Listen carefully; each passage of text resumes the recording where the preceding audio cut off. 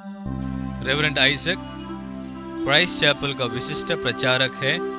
वो एक उत्तेजित प्रचारक है जो परमेश्वर का वचन पवित्र आत्मा से भरकर प्रचार करते हैं। अब आप उनका संदेश सुन रहे हैं जिसका शीर्षक है परमेश्वर की नदियां आपके निर्जल देश में बहेगा।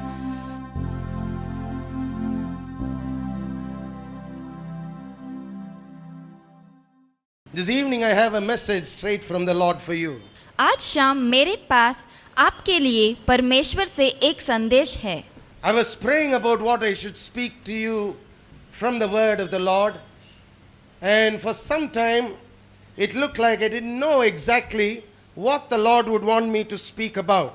मैं प्रार्थना कर रहा था कि मैं आपसे परमेश्वर के वचन से क्या बोलूं, और ऐसा लग रहा था कि मैं जानता नहीं था कि परमेश्वर मेरे द्वारा आपको क्या संदेश देना चाहते थे।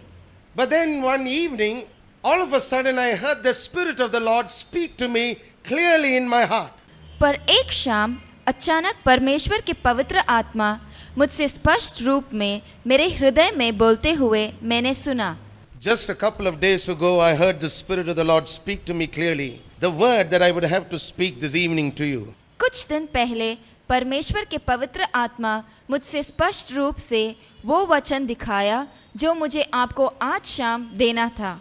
He told me clearly, tell my people that my way will lead them out of wilderness and my rivers shall overflow their desert. मुझसे बोले, मेरे लोगों को बताओ कि मेरा मार्ग उनको जंगल से बाहर लाएगा और उनके निर्जल देश में मेरा नदियाँ बहाऊंगा। In my heart I thought about it for a moment. मैंने अपने हृदय में सोचा And I said, Lord, but that's what we have always been hearing. और बताया कि यही बात हमेशा सुनते आए हैं परमेश्वर। He said, no, this year, the 8th year, will be a year of glorious deliverances. परमेश्वर बोले, नहीं, यह 8वां साल उद्धार का साल होगा जो महाप्रतापी होगा।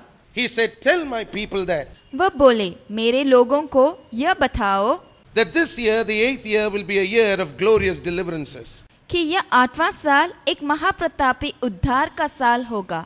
So immediately I got up, तो मैं तुरंत उठा, I grabbed my Bible, अपना बाइबल हाथ में उठाया, I took a piece of paper and I started writing down the message that I'm going to share with you. एक कागज पर यह संदेश लिखने लगा जो मैं आपको आज शाम देने जा रहा हूँ। I want you to turn with me in your Bibles to Isaiah chapter 43. अपने बाइबल में यशाया 43 अध्याय ले लीजिए। And we're going to read a couple of scriptures from verses 15 onward. हम 15 वचन से पढ़ेंगे। Isaiah 43 verses 15 onward. यशाया 43 15 से। And as we go through these scriptures, I'm going to stop a little bit and tell you exactly what the Lord was telling me He is going to do in this year. और इसे पढ़ते समय मैं आपको बताऊंगा कि परमेश्वर इस साल में क्या करने जा रहे हैं। He said, I am the Lord, your Holy One, the Creator of Israel, your King. परमेश्वर बोले, मैं यहोवा तुम्हारा पवित्र, इज़राइल का सृजनहार, तुम्हारा राजा। And He said, when you stand before the people, tell them that I am the Creator of what they call the church. परमेश्वर बोले, जब तुम लोगों के सामने खड़े होगे तो उनको बताओ कि मैं जो वो बोलते हैं चर्च, उसका भी सृजनहार हूँ। Without me there is no church, just like without me there was nothing called Israel. मेरे बिना कोई चर्च नहीं है, जैसे कि मेरे बिना इज़राइल भी नहीं है। And He said, I am the Lord, your Holy One, the Creator of Israel, and I am your King. वह बोले, मैं यहोवा तुम्हारा पवित्र, इज़राइल का सृजनहार, तुम्हारा राजा हूँ। Tell them that not only am I the creator of what they call the church today, but I am also their king. लोगों को बताओ कि मैं चर्च का सृजनहार ही नहीं पर उनका राजा भी हूँ। And because I am king, I set the rules in my kingdom. और राजा के हैसियत से मैं अपने राज्य का नियम बनाता हूँ। The devil will not be able to lord it over you. शैतान आपके ऊपर हुक्म नहीं चला सकता है। You are no more in the kingdom of darkness. आप अंधकार के राज्य में नहीं हैं। Tell them that from this moment onwards, I must be looked at not as not only a creator but also as king who sets the rules. उनसे बोलो कि इस क्षण से वे मुझे अपना सृजनहार ही नहीं पर राजा भी माने जो राज्य का नियम बनाता है। Then in verse 16 he said, 16 वचन में परमेश्वर बोले, Thus saith the Lord which maketh a way in the sea and a path in the mighty waters, यहोवा जो समुद्र में मार्ग और प्रचंड धारा में पथ बनाता है, which bringeth forth the chariot and horse, the army and the power, they shall lie down together, they shall not rise, they are extinct, they are quenched as a tow. जो रथों और घोड़ों को और शूरवीरों समेत सेना को निकाल लाता, वे तो एक संग वही रह गए और फिर नहीं उठ सकते, वे बुझ गए, वे सन की बत्ती के समान बुझ गए हैं।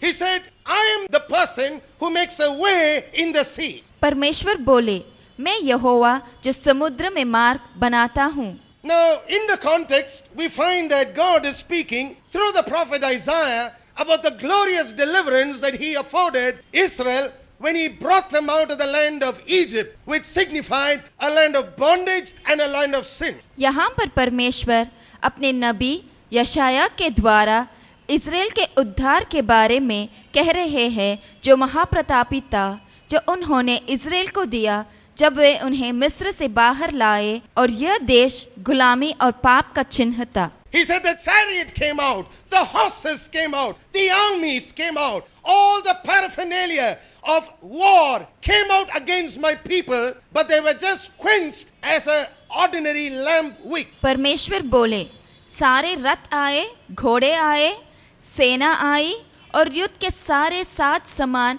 मेरे लोगों के विरुद्ध आए, पर वे सब सन की बत्ती की तरह बुझ गए। When you read the book of Exodus chapter 13 and chapter 14, जब हम निर्गमन के पुस्तक 13 और 14 अध्याय पढ़ेंगे, you read about this glorious deliverance that Israel enjoyed. हम उस आनंद के बारे में पढ़ेंगे जो इज़राइल को मिला उनके महत्वपूर्ण बचाव के समय पर। In fact, as you read, one truth will strike you, उसे पढ़ते समय हमें यह सच दिखाई देगा, and that's the truth of the revelation of the concern that God had for his people.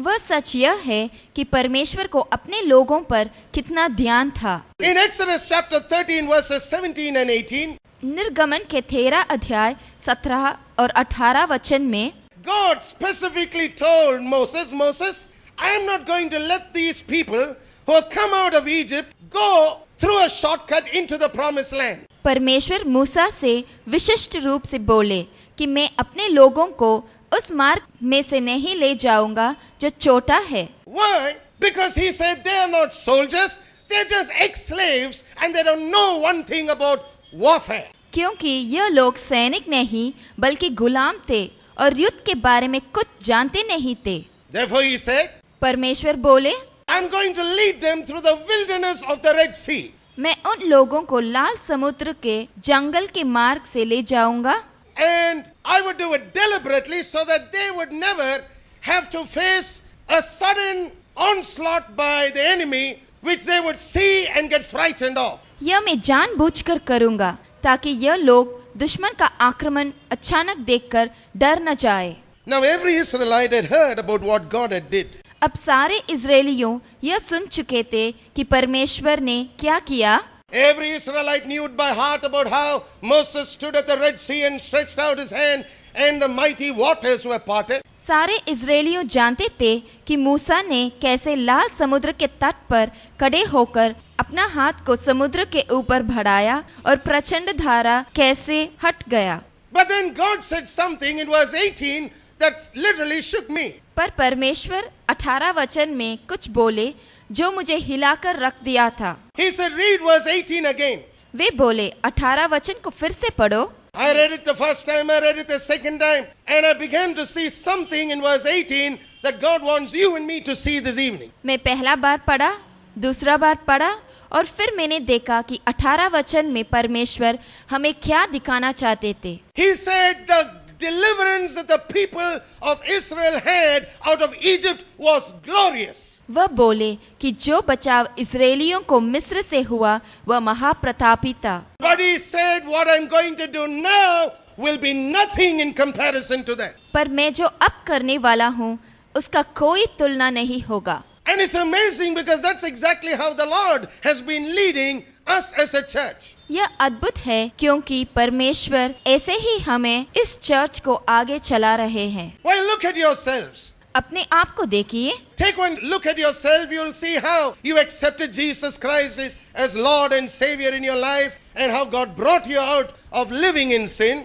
आप देखेंगे कि आप यीशु को कैसे अपने परमेश्वर और उद्धारकर्ता माने और परमेश्वर ने आपको कैसे पाप के जीवन से बाहर लाए। And then immediately after you experience a transformation and a change on the inside of you, it looked like all hell broke loose. और इसके बाद आप एक बदलाव महसूस करते हैं और आपके अंदर एक परिवर्तन आता है और तुरंत बाद आपको लगता है कि आप पर सारी मुसीबत टूट पड़ता है। Just the other day I read a quote from Winston Churchill. कुछ दिन पहले मैंने विंस्टन चर्चिल की बताया हुआ बात पढ़ा। He said, if you're passing through hell and high water, just don't stop. कि अगर तुम ऐसी परिस्थिति में से गुजर रहे हो जो नरक जैसा है और गहरा पानी जैसा है तो रोकना मत, Keep passing through. चलते ही रहना, Don't stop halfway. आधे में रोकना मत। Don't start looking at your circumstances of life. अपने जीवन की परिस्थिति को देखकर रोकना मत। And that's exactly what happens even as we follow the Lord.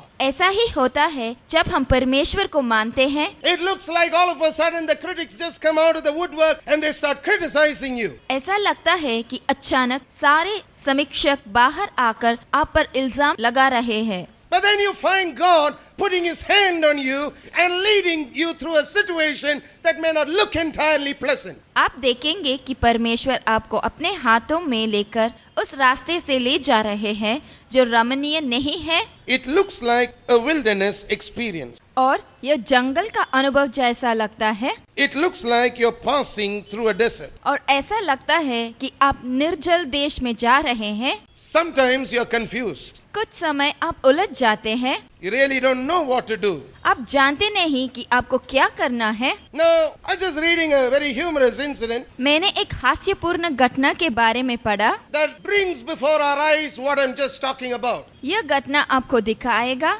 कि मैं आपको क्या समझाना चाहता हूँ। There was this, hunter who was getting on in age and he wanted to have a wonderful, beautiful dog which would help him when he would go out to hunt. एक शिकारी था, वो बूढ़ा होता जा रहा था और वो चाहता था कि उसके पास एक अच्छा कुत्ता हो जो उसके साथ शिकार पर जाए। He wanted a dog that would help him go retrieve whatever ducks he would shoot. वह ऐसा कुत्ता चाहता था जो उसके पास वह बतख ले आए जिसे वह गोली मारता था। Now, this man went to a shop and he wanted to purchase the dog. वह एक दुकान गया जहाँ से वह कुत्ता खरीदना चाहता था। And he found a dog that just fitted the bill. उसको अपने पसंद का कुत्ता मिला। But there's only one thing that the man who sold the dog said. पर कुत्ते बेचने वाले ने एक बात बोला। He said, this dog is one of a dog kind. कि यह कुत्ता एक अजीब किस्म का है। This dog walks on water. और यह पानी पर चल सकता है। This dog walks on water. यह कुत्ता पानी पर चल सकता है। The hunter couldn't believe it. शिकारी इस बात को विश्वास कर नहीं सका। But he bought the dog anyhow. फिर भी उसने कुत्ते को खरीदा, Took the dog along with him. कुत्ते को अपने साथ लेकर गया, Went hunting. शिकार पर गया And started to see the most unusual sight of all. Because as he shot the ducks, the dog would walk on the water and go get the ducks and come back. उसने एक अद्भुत दृश्य देखा क्योंकि जब वो बतख को मारता था तो यह कुत्ता पानी पर चलकर उसे वापस लाता था। So this hunter was so thrilled. शिकारी को यह बात रोमांचक लगा। He knew he had got something that most other hunters didn't have. वह जानता था कि उसको जो कुत्ता मिला वो किसी और के पास नहीं था। So he said, I'm going to show this dog off to my friend and I'm going to just see what his reaction is. वह बोला, मैं अपने कुत्ते को अपने दोस्त को दिखाऊंगा और उसकी प्रतिक्रिया देखूंगा। So he called his friend, they went hunting. उसने अपने दोस्त को बुलाकर शिकार पर गया। They went hunting, they shot a couple of ducks, and as usual, this dog ran on the water, grabbed those ducks, and brought it back. वो शिकार पर गए और कुछ बतख को मारे और हर समय की तरह उसका कुत्ता पानी पर दौड़कर और चलकर बतख को पकड़कर वापस लाता था। And this man was just waiting in his heart for his friend to somehow, make a statement or just, give a word of appreciation for what it had done. और यह शिकारी इंतजार कर रहा था कि उसके दोस्त उसके कुत्ते के बारे में कुछ बोलेगा, उसका प्रशंसा करेगा। So he kept waiting and waiting and waiting and waiting, and they had finished hunting. He was getting back. वह इंतजार करता ही रहा, करता ही रहा, करता ही रहा। वो शिकार खत्म करके वापस जा रहे थे। He came to a place where he couldn't bear it any longer. शिकारी से रह नहीं गया So he looked at his friend और उसने अपने दोस्त को देखकर and he said, "Didn't you see something unusual today?" उससे पूछा कि क्या तुमने आज कुछ अजीब सा देखा नहीं? And his friend just looked at him with a long face and said, "Yeah, I saw your dog can't swim." और उसके दोस्त ने उसको देखकर लंबा चेहरा बनाकर बोला, हाँ मैंने देखा कि तुम्हारा कुत्ता तैर नहीं सकता है।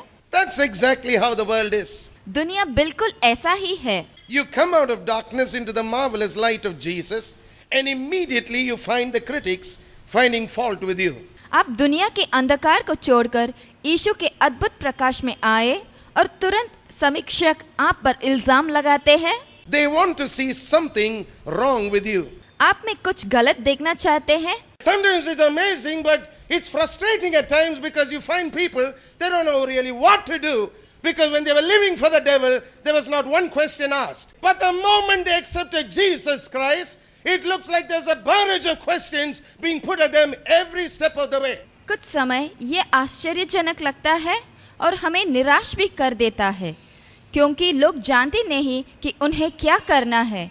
जब वे अपने जीवन शैतान के लिए जी रहे थे तो किसी ने कुछ पूछा नहीं, पर जब वो यीशु को मानने लगते हैं तो उन पर प्रश्नों का बौछार टूट पड़ता है रास्ते के हर कदम पर।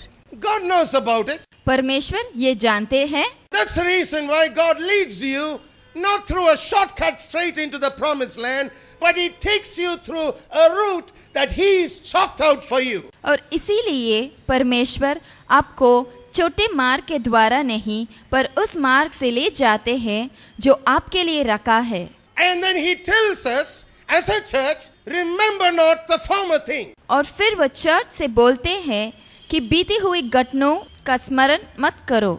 Don't consider the things of old. ना प्राचीन काल की बातों पर मन लगाओ। Look at verse 19. 19वां वचन को देखिए। He says, "Behold, I will do a new thing." देखो मैं एक नई बात करता हूँ। He said, "Do you know that I am not stale?" I said, "Pardon me." He said, "Do you know that I am not stale?" तुम जानते नहीं हो कि मैं बाजी नहीं हूँ? मैंने पूछा, क्या बोले आप? तुम जानते नहीं हो कि मैं बाजी नहीं हूँ? Do you know it is my will to do new things? तुम जानते नहीं हो कि नई बातें करना मेरा इच्छा है। Tell my people not to box me down into operating only through one means. मेरे लोगों को बताओ कि वे मुझे छोटा मत बनाए और काम करने के लिए एक ही रास्ता छोड़े। Because the deliverance I've planned for them क्योंकि जो बचाव मैंने उनके लिए सोचा है is much like the deliverances I planned for Israel at this point of time. वो बिल्कुल वैसा ही है जैसे मैंने इजरायलियों के लिए किया है। He said, "I will do a new thing. वह बोले, मैं एक नई बात करता हूँ, Now it shall spring forth. वह अभी प्रकट होगी।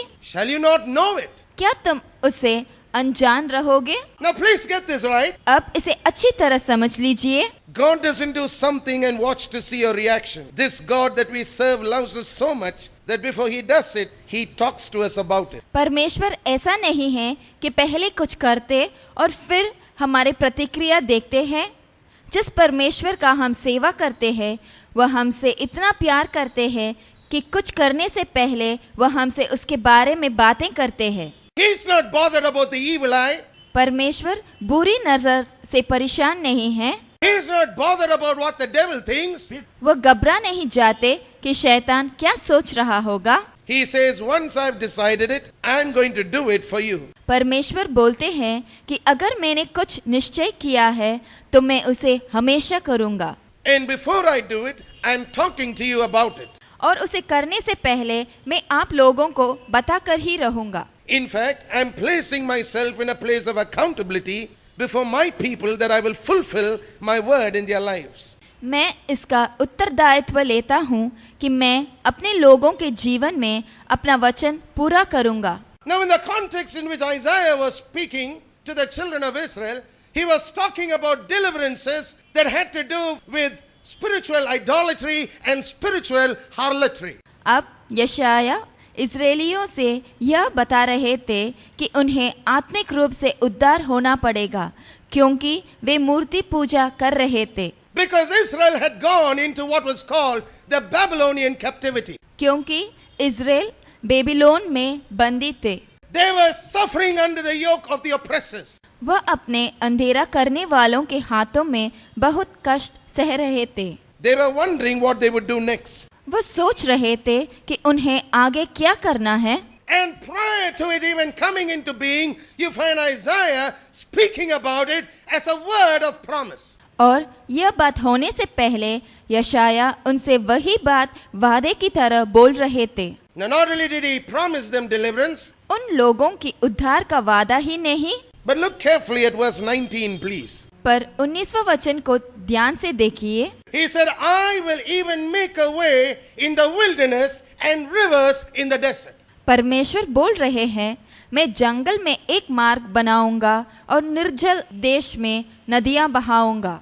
In other words, God was saying, I'm promising you a passage that it includes safety, comfort and provision. दूसरे शब्द में परमेश्वर उनसे वादा कर रहे थे कि उनको मार्ग मिलेगा और वह सुरक्षा, आराम और अभिपूर्ति का मार्ग होगा। I'm repeating safety, comfort and provision. मैं फिर बोल रहा हूँ, सुरक्षा, आराम और अभिपूर्ति का। Now, just to satisfy my curiosity, I just wanted to look up what the meaning of the word wilderness is. अब मेरे उत्सुकता संतुष्ट करने के लिए मैंने जंगल शब्द का अर्थ देखा। I turned to the Chambers 20th Century Dictionary and I found these meanings for this word wilderness. मैंने चेम्बर्स 20th सेंचुरी डिक्शनरी का प्रयोग किया और मुझे उस शब्द जंगल का यह अर्थ मिला। Says a wild waste place, an uncultivated region, a confused mass. वह कहता है जंगली बर्बाद स्थान, स्थान जहाँ पे खेती बाड़ी नहीं किया हो। Now follow very carefully. In this place of confusion, God's saying, I'll make a way for you. ध्यान से सुनिए, परमेश्वर बोल रहे हैं कि ऐसी जगह में मैं आपके लिए एक मार्ग बनाऊंगा। In other words, he's saying, I will give you direction for life. दूसरे लफ्जों में वह कह रहे हैं कि आपके जीवन के लिए वह रास्ता दिखाएंगे। I will help you advance in life. आपके आगे जाने के लिए सहायता करूंगा। I will give you a progress of motion forward. आगे प्रगति करने का गति दूंगा। And then he said, और फिर परमेश्वर बोले, he said, rivers will flow in the desert. आपके निर्जल देश में नदियां बहाऊंगा। Now, when you look at the meaning of the word desert, निर्जल देश इस शब्द का अर्थ ऐसा है, it talks about an uncultivated place, uninhabited place, and a barren place. वह ऐसे जगह के बारे में बताता है जहाँ पर खेती बाड़ी नहीं किया हो और जहाँ पे कोई रहता ना हो, बंजर जमीन। Now, in the most impossible situation, God said, I will make rivers to flow. अब परमेश्वर बोल रहे हैं कि असंभव परिस्थिति में नदियां बहाऊंगा। Listen carefully, he didn't say he'll make a river flow. ध्यान से सुनिए, वह एक नदी के बारे में नहीं बोल रहे हैं। Even if he had said that, that would have been a miracle by itself. He didn't say just a river will flow. और ऐसा भी बोले तो वह अपने आप में एक आश्चर्य कर्म होगा। He said, I will make rivers to flow in the desert. परमेश्वर बोले, आपके निर्जल देश में नदियां बहाऊंगा। In short, what he was telling is this. परमेश्वर आपसे यह कहना चाहते हैं, He said, there will be multiple channels through which the flow of his blessing would enter your life. कि आपके जिंदगी में अनेक मार्ग से आशीर्वाद बहेगा। It would be steady, it would be flowing, and it would be abundant, and it will come to his chosen, you. वह स्थिर होगा और बहेगा और भरपूर होगा और यह उनसे चुने गए प्रजा के जीवन में आएगा, वह आप है। It would be a wonderful, glorious time when there would be multiple channels of blessing that will flow to you. यह एक बढ़िया और महत्वपूर्ण समय होगा जब अनेक मार्ग से आप पर आशीर्वाद बहेगा। Not a single channel of blessing. एक ही मार्ग से नहीं, Multiple channels of blessing. अनेक मार्ग से आशीर्वाद बहेगा। And when it comes, और जब वो आएगा it would come with the full blessing of the living God. तो वो जीवित परमेश्वर के संपूर्ण आशीर्वाद के साथ आएगा, Because he says in verse 20, क्योंकि वो 20वां वचन में बोले, the beasts of the field shall honor me, the dragons and the owls, because I give waters in the wilderness and rivers in the desert to give drink to my people, my chosen. गीदड़ और शुतुरमुर्ग आदि जंगल जंतु मेरी महिमा करेंगे, क्योंकि मैं अपनी चुनी हुई प्रजा के पानी के लिए जंगल में जल और निर्जल देश में नदियां बहाऊंगा। Now listen carefully. अब ध्यान से सुनिए, God said परमेश्वर बोले, there would be multiple channels of blessing that would flow. अनेक मार्ग के द्वारा आप पर आशीर्वाद बहेगा, Not a single channel of blessing. एक ही मार्ग से नहीं, It would converge into your life. आपके जीवन में समा जाएगा। And because of that flow of divine blessing and glorious deliverances that you would experience, और इस बहाव के कारण आप दैविक आशीर्वाद और महत्वपूर्ण बचाव अनुभव करेंगे।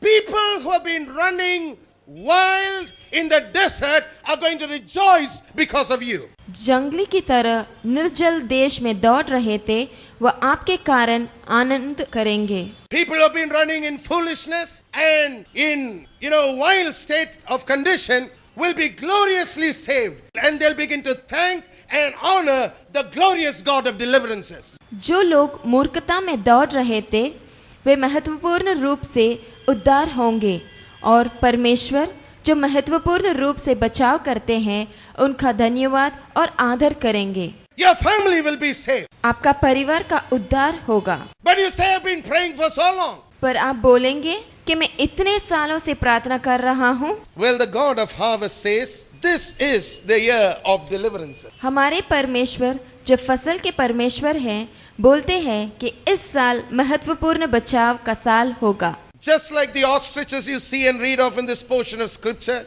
and the dragons and the owls, desert creatures. जैसे कि आप पढ़ेंगे और देखेंगे इस वचन में गीदड़ और शुतुरमुर्ग और जंगली जंतु, People who don't know the living God will change in this year because of you. जो लोग जीवित परमेश्वर के बारे में जानते नहीं हैं, वह इस साल बदलेंगे आपके कारण। Why? Because God's chosen will have water to drink. क्योंकि परमेश्वर से चुने गए प्रजा के पास पीने के लिए पानी होगा। If they need water, they'll have to come to you. और अगर उन लोगों को पानी चाहिए तो उन्हें आपके पास आना पड़ेगा। Can I have amen? आमेन बोलिए। People who have a need will converge to you because they see the channels of blessing flowing from different places into your life. जिन लोगों का कोई जरूरत हो, वह आपके पास आएंगे, क्योंकि आपके जीवन में अनेक मार्ग से आशीर्वाद बहते हुए वह देखेंगे। Finally, he said in verse 21, और आखिर में परमेश्वर बोले 21वां वचन में, this people, that's you, have I formed for myself. इस प्रजा को, वह आप है, मैंने अपने लिए बनाया है, They shall show forth my praise. कि वे मेरे गुणानुवाद करें। That means God is interested in doing this thing, that your life would be a living revelation to people who don't know Him, that God is real. इससे हमें यह मालूम होता है कि परमेश्वर हमारे लिए सब कुछ करने में दिलचस्पी लेते हैं, ताकि आपकी जिंदगी उन लोगों के लिए एक उदाहरण होगा जो परमेश्वर को जानते नहीं कि वह सच है। He said, I'm laying special claim on them. मैं उन पर विशिष्ट रूप से मांग रखता हूँ। I formed them. मैंने उनको बनाया। I formed what is called the church. मैंने उसे जो आप चर्च बोलते हैं बनाया। Today, if there's something called Christ Chapel, it's because of me. आज अगर क्राइस्ट चैपल है तो वो मुझसे है। If there are people who belong to this local church, it's because of me. और अगर यहाँ लोग हैं तो वो मेरे वजह से है। I have formed them. मैंने उनको बनाया। They are my chosen. मुझसे चुने गए मेरी प्रजा, And they shall show forth my praise. और यह मेरा गुणानुवाद करेंगे। Get ready to praise the Lord all through this year. परमेश्वर को इस साल भर गुणानुवाद करने के लिए तैयार रहिए। This year is going to be a year of glorious multiple deliverances.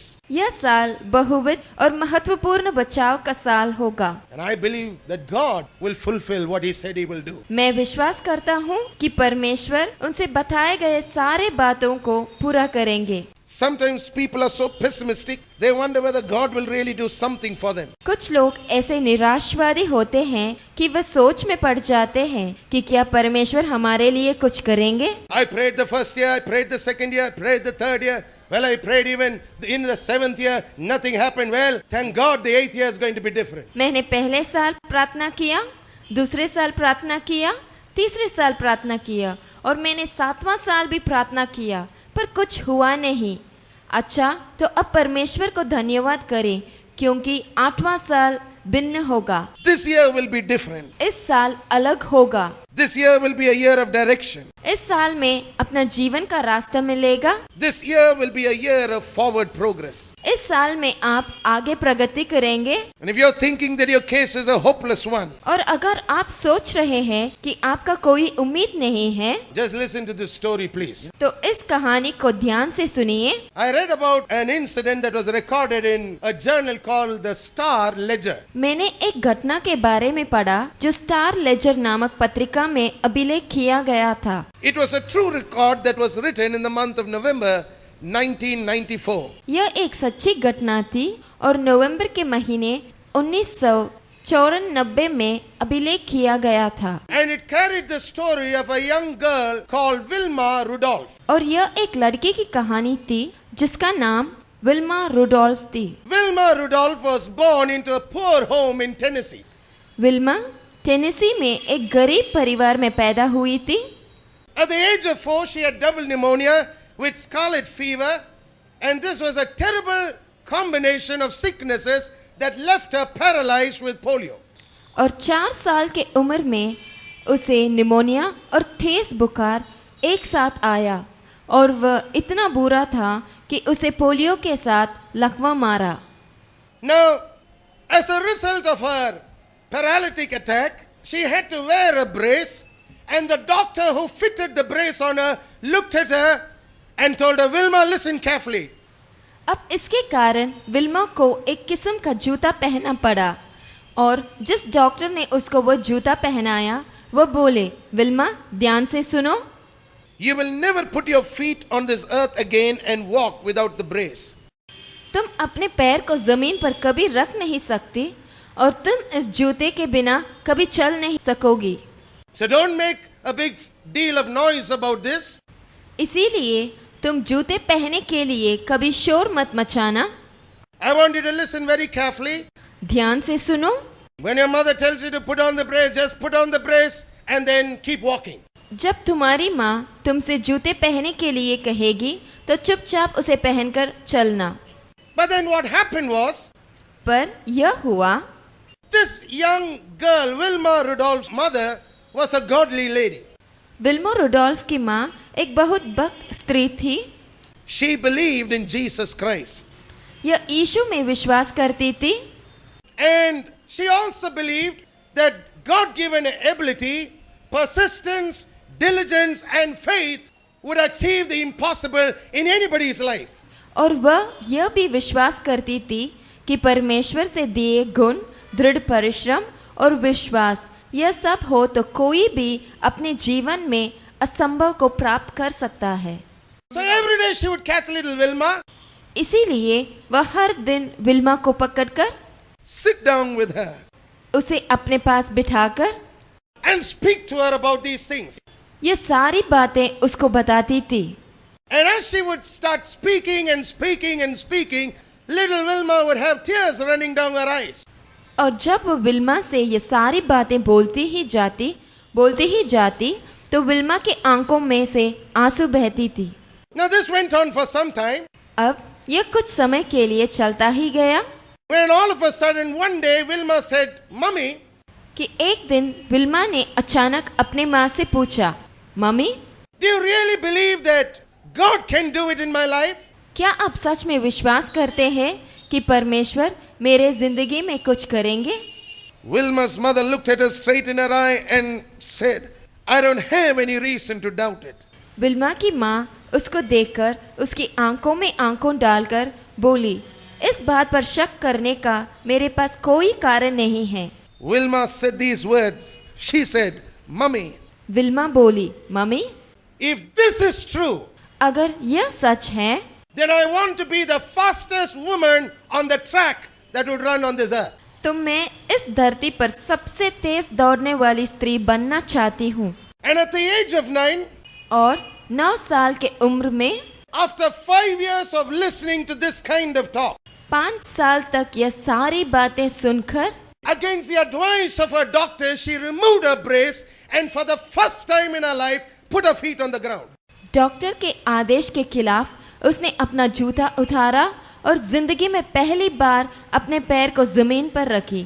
Of course she stumbled, but she didn't bother about it. She kept at it. वह पहली बार लड़खड़ाने लगी, पर उसने उसका परवाह नहीं किया और वह प्रयत्न करती ही रही। And she went on like this till at the age of 13, और ऐसी चलती ही रही जब तक वह 13 साल की थी।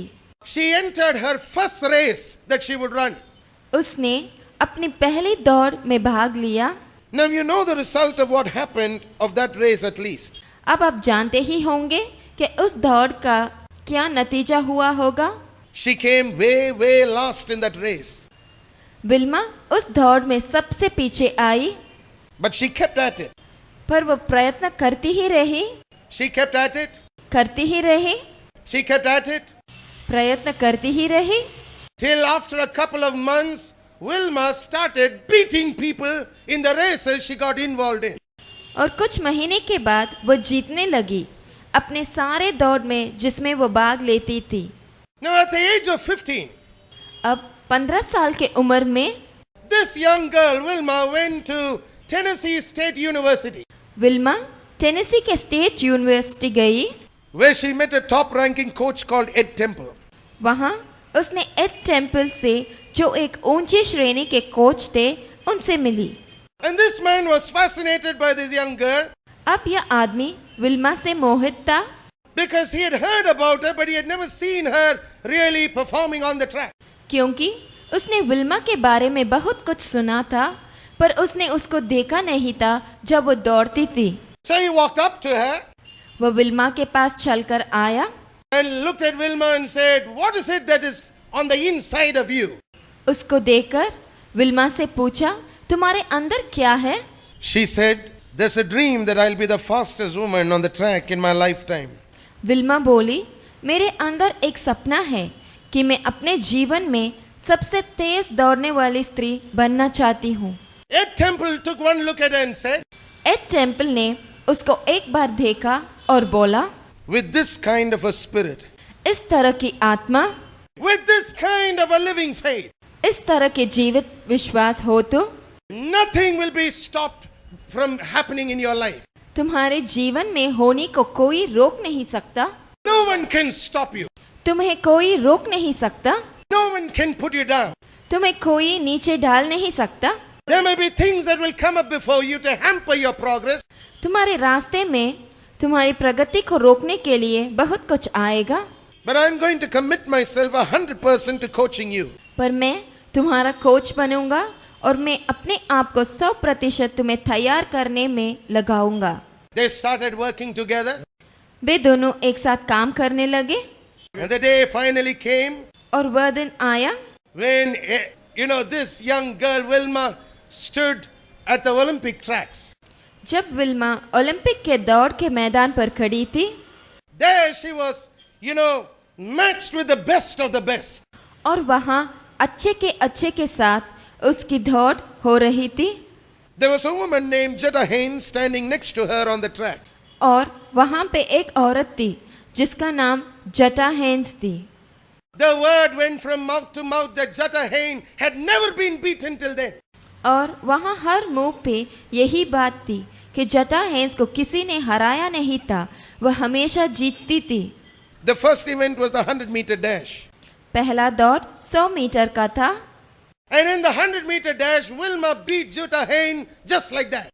और उस दौड़ में विल्मा ने जटा हेन्स को आसानी से हराया। Then the second event came up, the 200 meters. दूसरा दौड़ आया, वह 200 मीटर का था। Again, Jetta Haynes was standing next to her. फिर जटा हेन्स विल्मा के पास खड़ी थी And Wilma had to, compete with her again. और विल्मा को उसके साथ मुकाबला करना पड़ा। What happened was, the second time Wilma beat her and won the second gold medal. और यह हुआ कि दूसरी बार भी विल्मा जटा हेन्स को हराकर अपनी दूसरी सोने के मेडल जीती। The final event came. अंतिम दौड़ का समय आया। It was the third event, यह तीसरी दौड़ थी। 400 meter relay. 400 मीटर का रिले था।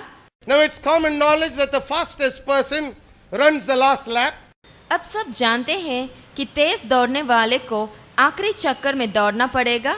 So here was Wilma anchoring for her team while Jetta was anchoring for her team. Wilma वहां अपनी टीम के लिए दौड़ रही थी और जटा हेन्स उसकी टीम के लिए। There was a crack of the gun. The athlete started running. बंदूक से गोली चलाकर दौड़ को शुरू किया गया। सारे खिलाड़ी दौड़ने लगे। Now the first three people, जो पहले 3 लोग थे, as they ran, they changed the baton easily. उन्होंने बहुत आसानी से दौड़ते समय बैटन को बदला। But when it came time for Wilma to grab the baton, जब विल्मा की बारी आई she dropped the baton. तो उसने बैटन गिरा दिया And as she looked to take the baton, और जब वो उसे उठाने के लिए नीचे झुकी, she saw Jetta Haynes just sprint and take off. उसने देखा कि जटा हेन्स दौड़ती हुई आगे निकल गई। This woman had waited so long. यह औरत इसके लिए इतने सालों से इंतजार कर रही थी। She grabbed the baton in her hand, उसने बैटन को उठाया, हाथ में लेकर ran like a machine, एक मशीन की तरह भागी easily overtook Jetta Haynes, और उसने आसानी से जटा हेन्स से आगे निकल गई। and in the 1960 Olympics won 3 gold medals just like that. और 1960 के ओलंपिक्स में विल्मा ने 3 सोने के मेडल जीती। Not only did she win 3 gold medals in the Olympics, उसने ना ही 3 सोने के मेडल जीती, but it also has gone down in the annals of Olympic history that is the first time that a paralytic woman became the fastest woman on the face of this earth. पर Olympic के साहित्य में लिखा है कि ये पहली बार हुआ है कि एक औरत जिसको लकवा मारी थी इस धरती पर सबसे तेज दौड़ने वाली स्त्री बन गई। Now take a look at your life.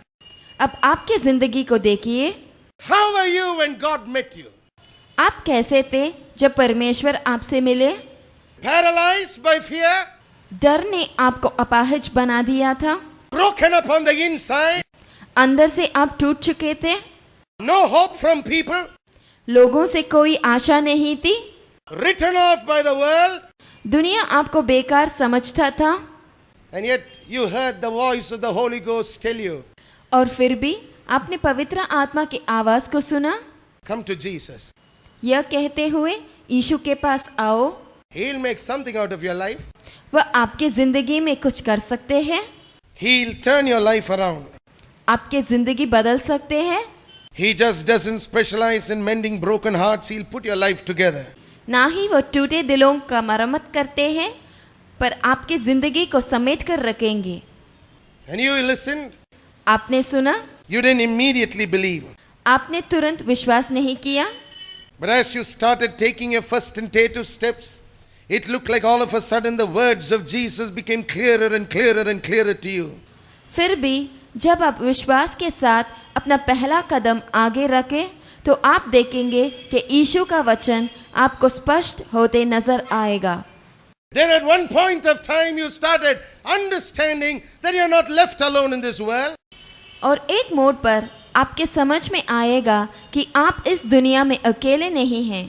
You have someone who's there to daily coach you, to daily train you, to daily speak to you, and to daily comfort you, called the Holy Ghost. आपके लिए कोई है जो आपको हर दिन सिखाते हैं, आपसे हर दिन बातें करते हैं, आपको हर दिन प्रोत्साहित करते हैं और उन्हें हम पवित्र आत्मा बुलाते हैं। Then the time comes when you are put out on display. और एक समय आएगा जब आपको बाहर प्रदर्शनी में रखा जाएगा। That's what I see happening in Christ Chapel this evening. यही आज शाम क्राइस्ट चैपल में हो रहा है। God brought us here into this place. He said, I'm going to put you on the map. परमेश्वर हमें यहाँ इस स्थान पर लाए और बोले, मैं आपको मैप पर डालूंगा। I was wondering which map. मैं सोच रहा था कौन सा मैप पर? Which map is God talking about? परमेश्वर किस मैप के बारे में बोल रहे हैं? We are so small, हम इतने छोटे हैं, so unheard of. किसी ने हमारे बारे में सुना नहीं है। How on earth is God going to put us on the map? परमेश्वर हमें कैसे मैप पर डालेंगे? But God told me very clearly in my spirit, when I take you into this place, I'm going to put you on the map. पर परमेश्वर मुझसे मेरी आत्मा में स्पष्ट रूप से बोले, मैं तुम्हें इस जगह में लाऊंगा और तुम्हें मैप पर लगाऊंगा। Sometimes it looks like all those years of walking in loneliness and all those years of walking in absolute no identity kind of a situation is all well worth it. When the moment arrives and God puts you out on display. कुछ समय ऐसा लगता है कि इतने सालों के एकाकीपन में चलने का और इतने सालों में आप ऐसे परिस्थिति में हैं जहां आपको कोई जानता नहीं है। यह सब सार्थक होता है जब वह क्षण आता है जब परमेश्वर आपको प्रदर्शनी पर रखेंगे। Because when God puts you on display, क्योंकि जब परमेश्वर आपको बाहर प्रदर्शनी पर रखते हैं, that's the time you're matched with the best who are there. उस समय आपको सबसे अच्छे के साथ खड़ा होना पड़ेगा। The best of the very best. अच्छे के अच्छे के साथ।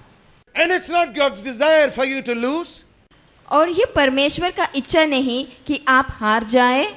God's not behind your failure. परमेश्वर आपके हार के पीछे नहीं है। God's the one who's planning out your success story. परमेश्वर आपको विजेता बनाने के लिए योजना बना रहे हैं। God's the one who's got success in his heart and in his mind. परमेश्वर के हृदय और मन में आपके लिए सफलता ही है।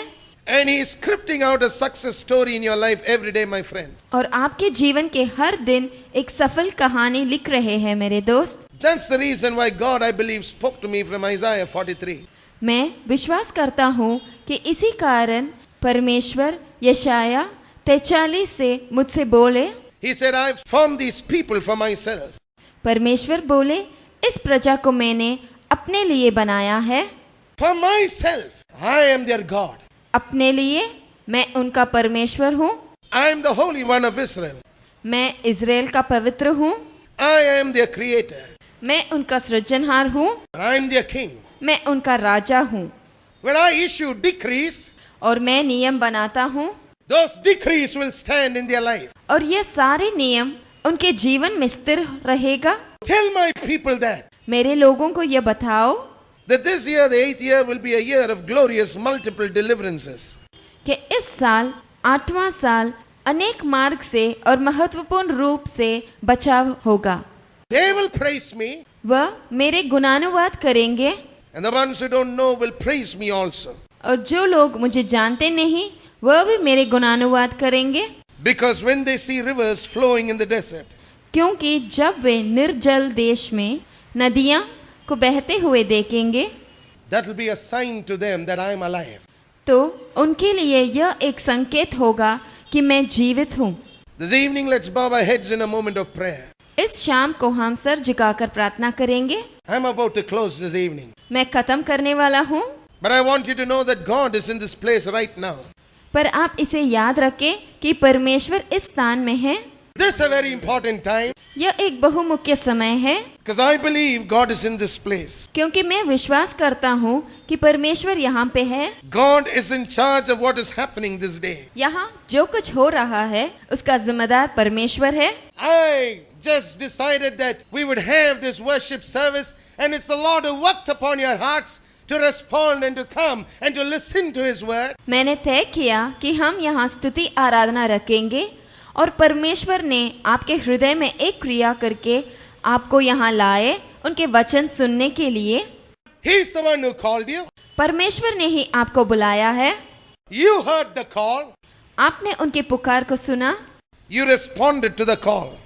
उस पुकार को सुनकर आप यहाँ आए And I believe that the word of the Lord that you have heard this evening applies to you. और मैं विश्वास करता हूँ कि परमेश्वर के जो वचन आपने सुना है वह आपके लिए है। Don't just think that it applies to the people in Christ Chapel alone if you're visiting with us. यह मत सोचिए कि यह सिर्फ क्राइस्ट चैपल के लोगों के लिए है। I want you to know that God is interested with your life. आपको यह जानना होगा कि परमेश्वर आपके जिंदगी में दिलचस्पी लेते हैं।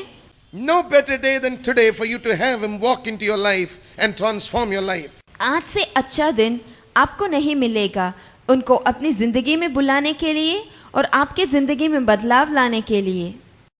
I believe firmly this evening, my friend, मैं पूरी तरह इसे विश्वास करता हूँ मेरे दोस्त। as I'm going to pray this evening, आज शाम जब हम प्रार्थना करेंगे, if you will only open your heart to Jesus, अगर आप अपने हृदय को यीशु के लिए खोलेंगे, God is about to deliver people from religious idolatry and harlotry. परमेश्वर आप लोगों को धार्मिक मूर्ति पूजा से उद्धार करेंगे। Some of you may be wondering what I'm talking about. कुछ लोग सोच रहे होंगे कि मैं क्या बोल रहा हूँ। Remember when you walk away from the living God, याद रखिए कि जब आप जीवित परमेश्वर से दूर चले जाते हैं, no matter how good you are or how well-being your intentions are, न जाने आप कितने अच्छे हो या आपका इरादा कितना भी नेक हो, God's not pleased with what you're doing. परमेश्वर आपसे खुश नहीं होते हैं।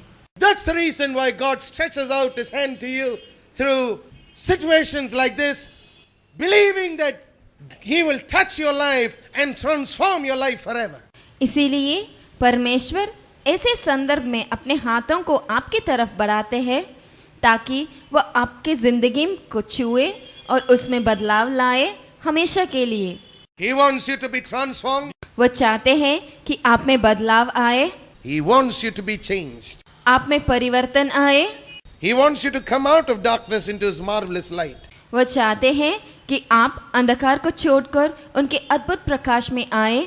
And this evening, as we all bow our heads in a moment of prayer, और आज शाम जब हम सब सर झुकाकर प्रार्थना करेंगे, I'm just going to lead you in a prayer of committal.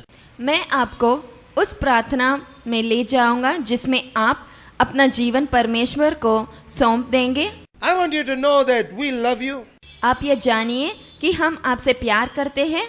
And what I'm going to be asking you to do is what all of us here have done at some point or other in our lives. और मैं जो आपको करने के लिए कह रहा हूँ वही हम सब ने भी किया है हमारे जिंदगी के एक मोड़ पर। That's the reason why we are able to hear from God this evening. यही कारण है कि हम परमेश्वर से आज सुन रहे हैं। The word of the Lord that I'm speaking to you is prophetic.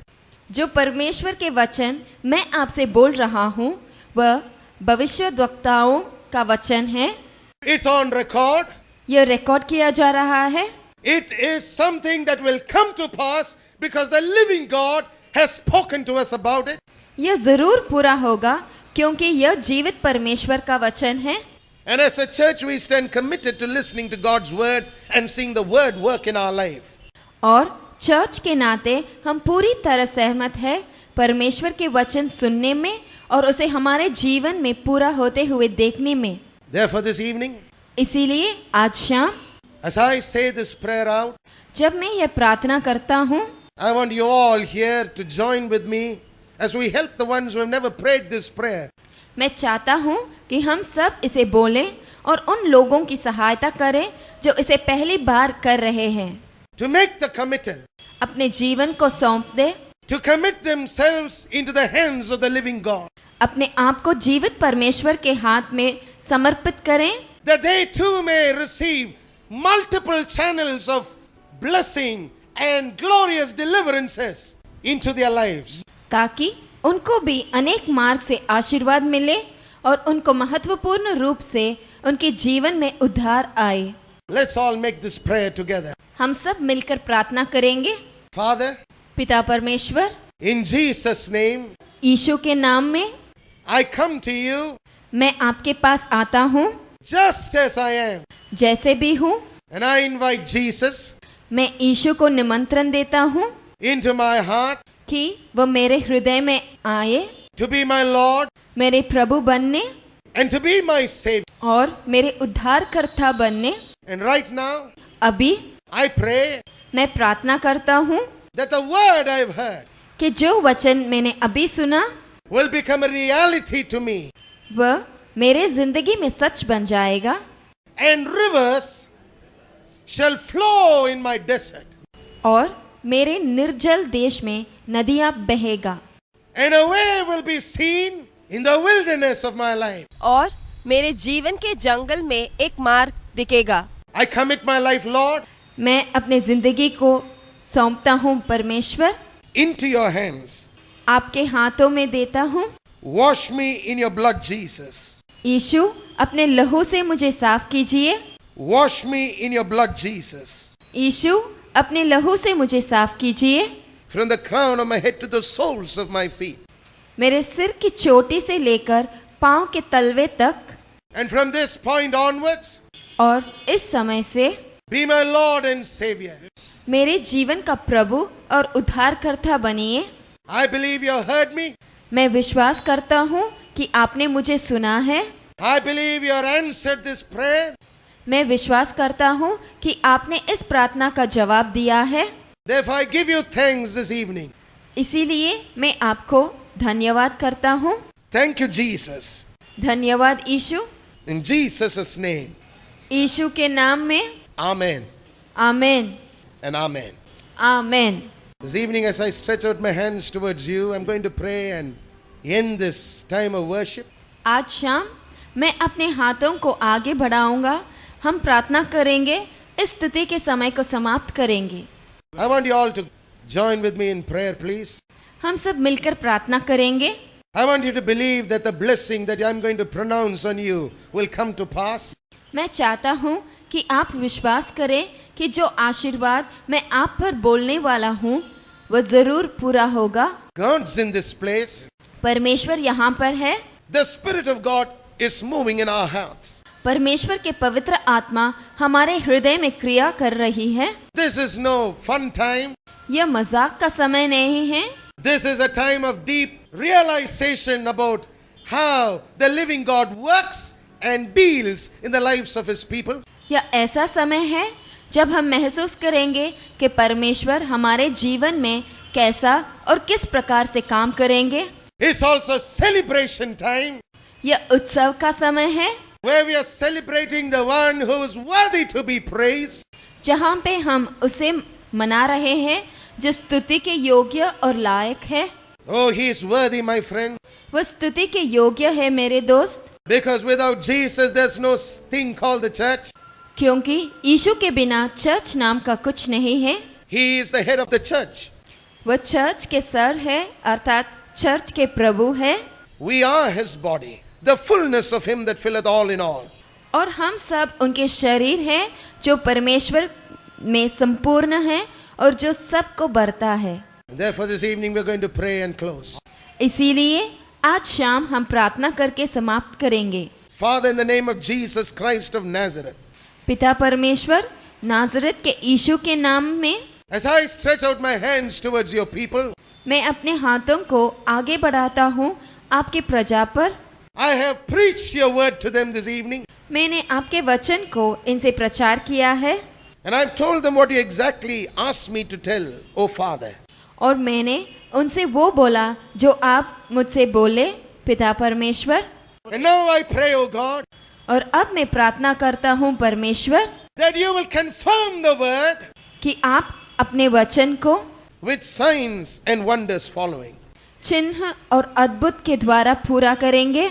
In the name of Jesus, यीशु के नाम में, in the name of Jesus, यीशु के नाम में I command the blessing upon them. मैं उन पर आशीर्वाद का आज्ञा करता हूँ। I command a blessing upon the labor of their hands. उनके हाथों के कामों पर आशीर्वाद का आज्ञा करता हूँ। I command the blessing upon their children. उनके बच्चों पर आशीर्वाद आज्ञा करता हूँ। I command the blessing upon them in all three realms, spirit, soul and body.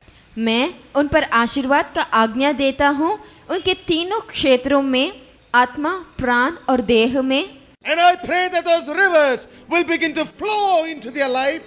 मैं प्रार्थना करता हूँ कि उनके जिंदगी में नदियाँ बहेगी In the name of Jesus. यीशु के नाम से। Let it begin to flow right now, O Lord. अभी नदियाँ बहेगी पिता परमेश्वर। Let it begin to flow right now, O Lord. अभी बहना प्रारंभ होगा परमेश्वर, In the name of Jesus. यीशु के नाम में। And I pray, O Father, और मैं प्रार्थना करता हूँ पिता परमेश्वर that the precious blood of your Son will be applied afresh upon them. कि आपके पुत्र के बहुमूल्य लहू को उन पर लगाए। I pray for the ones who have committed their lives for the first time into your hands. मैं उनके लिए प्रार्थना करता हूँ जो अपने जीवन को आपके हाथों में सौंपा है पहली बार। I pray that you touch lives, O Lord. मैं प्रार्थना करता हूँ कि आप उनके जीवन को छुए पिता परमेश्वर। I pray you'll give them the same blessing that you promised the church this evening. मैं प्रार्थना करता हूँ कि आप उन्हें वही आशीर्वाद दे जो आपने चर्च को देने का वादा किया है। We command the power of darkness broken over their life. मैं आज्ञा देता हूँ कि उनके जीवन के ऊपर जो अंधकार शक्ति है वो टूट जाएगा। In the name of Jesus. यीशु के नाम में। In the name of Jesus. यीशु के नाम में। I command the power of darkness broken forever. अंधकार की शक्ति हमेशा के लिए टूट चुका है। And I pray the precious presence of your Spirit into their lives, O Lord. और मैं प्रार्थना करता हूँ कि पवित्र आत्मा की मूल्य उपस्थिति उनके जीवन में आए। I pray that the blessed Holy Ghost, मैं प्रार्थना करता हूँ कि धन्य पवित्र आत्मा, the Spirit of truth, सच्चाई की आत्मा, the Spirit of life in Christ Jesus, जीवित पवित्र आत्मा जो यीशु मसीहा में है, that He would lead them and guide them all the days of their life. जो उन्हें चलाए और मार्गदर्शन दे उनके जीवन के हर दिन। And I thank you, Father, धन्यवाद पिता परमेश्वर for the prophetic word that you have given to us as a church. उस भविष्यद्वक्ता वचन के लिए जो आपने चर्च को दिया है। Thank you for the 8th year we are entering into, O Lord. धन्यवाद इस 8वां वर्ष के लिए जिसमें हम प्रवेश कर रहे हैं पिता परमेश्वर। Thank you because it's going to be a year of glorious divine deliverances. धन्यवाद क्योंकि यह वर्ष महत्वपूर्ण और दैविक बचाव का होगा। Multiple blessings, अनेक मार्ग से आशीर्वाद, direction in life. जीवन के लिए मार्ग। A time when people were confused will see the lives of your people and come to them and be totally transformed forever. एक समय जब लोग उलझन में होंगे तो आपके प्रजा के जीवन को देखकर उनके पास आएंगे और अपने जिंदगी में पूरी तरह बदलाव महसूस करेंगे। And I thank you, Father, मैं आपका धन्यवाद करता हूँ पिता परमेश्वर, because all the promises that you have given us this evening, वो सारे वादों जो आपने आज शाम हमारे लिए दिया है, we believe are A and amen in Christ Jesus. हम विश्वास करते हैं कि वह हाँ और आमीन होगा यीशु में। Therefore we receive it with grateful hearts. हम उसे महत्वपूर्ण हृदय से स्वीकार करते हैं। And we are in this time of prayer giving you all the glory, giving you all the praise and giving you all the honor.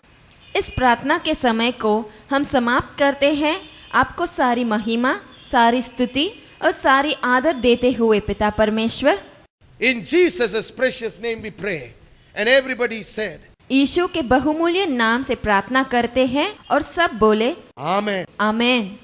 Now may the blessing of God the Father, the blessing of God the Son, and the blessing of God the Holy Spirit rest and abide with each one of us now and until Jesus comes again. Amen. पिता परमेश्वर के आशीर्वाद, पुत्र परमेश्वर के आशीर्वाद और पवित्र आत्मा के आशीर्वाद यहाँ शामिल हम सब पर अब और यीशु के फिर आने तक रहे। आमेन। रेवरेंड आइजक का संदेश यहीं पे खत्म होता है। रेवरेंड आइजक के दूसरे संदेशों के बारे में जानने के लिए और हमारे मासिक अंग्रेजी सूचना पत्र पाने के लिए जो परमेश्वर का वचन से हर महीने के लिए भरा है, हमें इस पते पर लिखे El Shaddai Christian foundation, post box number 2510, Chennai 600029 Tamil Nadu India.